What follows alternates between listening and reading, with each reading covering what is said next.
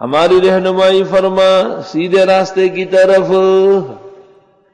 سیدھا راستہ قرآن،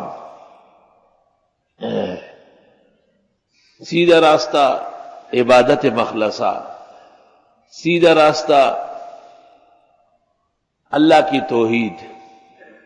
ان اللہ ربی وربکم فاعبدوہ ھذا صراط مستقیم. کیف تکفرون وانتم تتلی علیکم آیات اللہ وفیکم رسولہ ومن یعتصم باللہ فقد ہدی الی صراط مستقیم.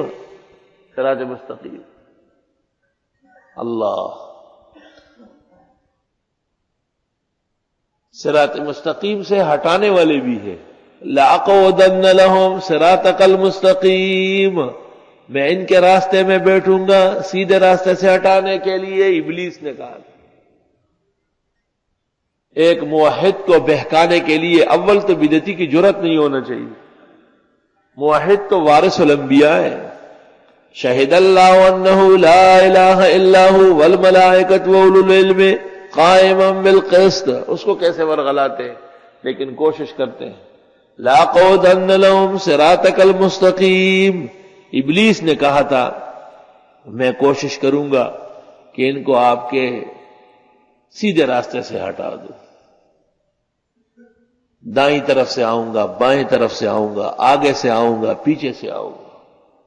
دائیں طرف سے مفسرین لکھتے حسنات کے بعد، بائیں طرف سے گناہوں کے بعد. کسی کو تو براہ راست گناہ کی دعوت دے دیتا ہے اور کسی کو کہتے ہیں کہ چلو خیر بزرگوں سے ہی تو، بزرگوں سے تو عقیدت و محبت بڑھتی ہے، ان بزرگوں نے تو ہم تک دین پہنچایا تھا. ابھی دیکھو راستہ بنا دیے بے ایمان نے. اور آگے سے مراد عقیدہ ہے اور پیچھے سے مراد وہ اعمال جو آپ کے مرنے کے بعد بھی ہو. سورۃ اعراف میں انشاءاللہ میں متعین کروں گا. لیکن ابلیس نے یہ نہیں کہا کہ اوپر سے آؤں گا، کیونکہ اللہ کی رحمتیں اوپر سے نازل ہوتی ہے. اس کا دسترس اوپر نہیں ہے، نیچے. تمام کام نیچے سے کرواتا ہے اور آدمی کو نیچے کراتا ہے. قرآن کریم میں ہے کہ ایک ذاکر بنی اسرائیل کے پیر تھا بہت بڑا، بلعام بن باورا. اس کو آخر کار ابلیس نے ورغلایا اور موسیٰ علیہ السلام کا مخالف بنایا، یعنی صراط مستقیم سے ہٹایا.